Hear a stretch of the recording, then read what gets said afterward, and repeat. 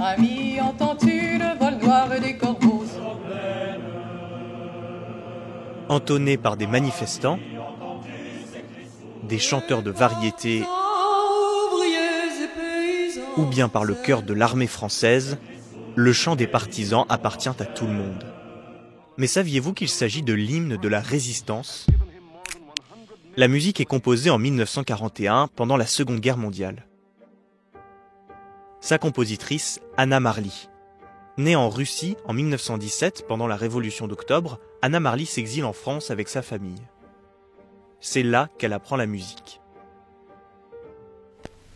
1939, la Seconde Guerre mondiale éclate. La jeune femme s'engage à Londres comme cantinière des forces françaises libres, où elle servira un certain Charles de Gaulle.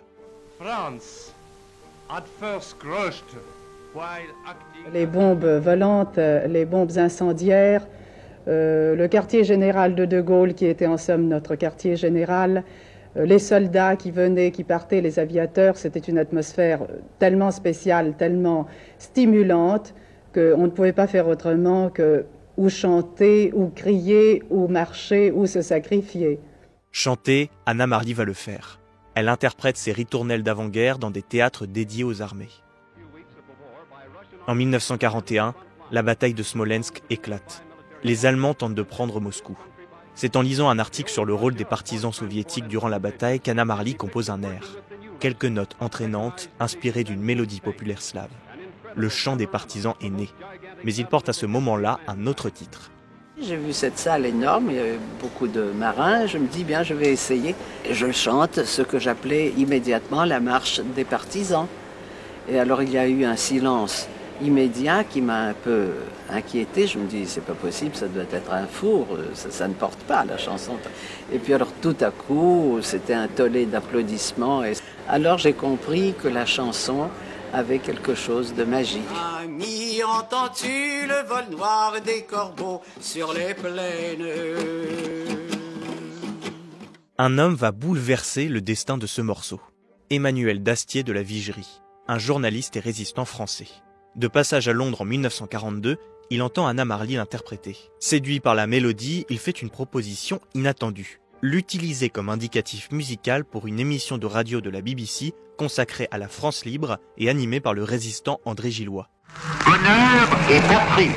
J'ai eu à choisir entre les deux disques que nous avions enregistrés. Je les ai écoutés l'un et l'autre, et puis j'ai choisi l'un d'eux sans une émotion extraordinaire, puisque je ne me doutais pas que ça allait devenir un chant national et que c'était pour moi le simple indicatif d'une émission.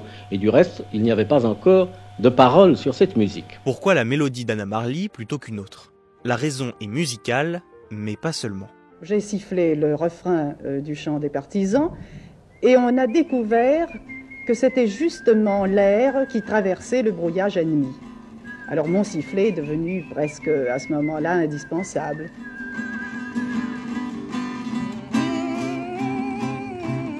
Emmanuel Dastier de la Vigerie ne s'arrête pas là. Convaincu que c'est avec les chansons que l'on gagne une guerre, il propose aux auteurs et résistants Kessel et Druyon d'en écrire les paroles.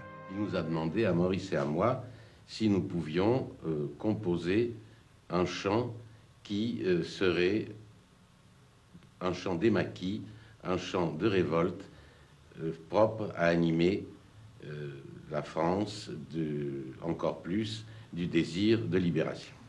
Pour les paroles, l'idée est simple. La chanson doit donner l'impression d'avoir été écrite en France au cœur d'un maquis. Un narrateur résistant appelle les Français à lutter contre l'oppresseur avec un vocabulaire simple et universel. À l'origine, le corbeau qui ouvre la chanson devait être un hibou, avant que Kessel et Druyon estiment que les nazis ressemblaient davantage aux corbeaux. Une fois le texte écrit, Emmanuel Dastier emmène la chanson avec lui en France, où il est publié dans les cahiers de la Libération.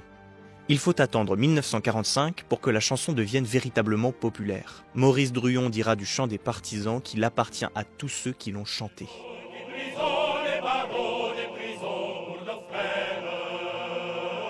D'un air sifflé pour franchir le brouillage ennemi, le chant des partisans est devenu une chanson nationale. Je ne pensais pas que ça allait aller si loin, vraiment, lorsque je l'ai sifflé à la BBC de Londres. Je sentais beaucoup de force en le transmettant, mais naturellement, on ne pensait pas à l'avenir à cette époque-là. D'ailleurs, on se croyait très éphémère. On ne pensait même pas arriver à la fin de la guerre.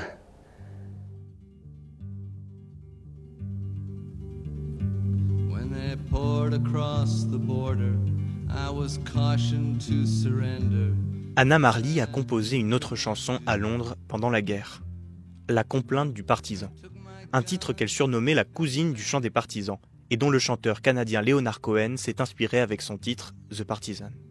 Cette même chanson est reprise par la chanteuse américaine Joan Baez, qui fait l'amalgame avec le chant des partisans. La chanson est française de naissance, c'est le chant des partisans. Maintenant, elle appartient au monde entier. An old woman gave us shelter, kept us hidden in a garret.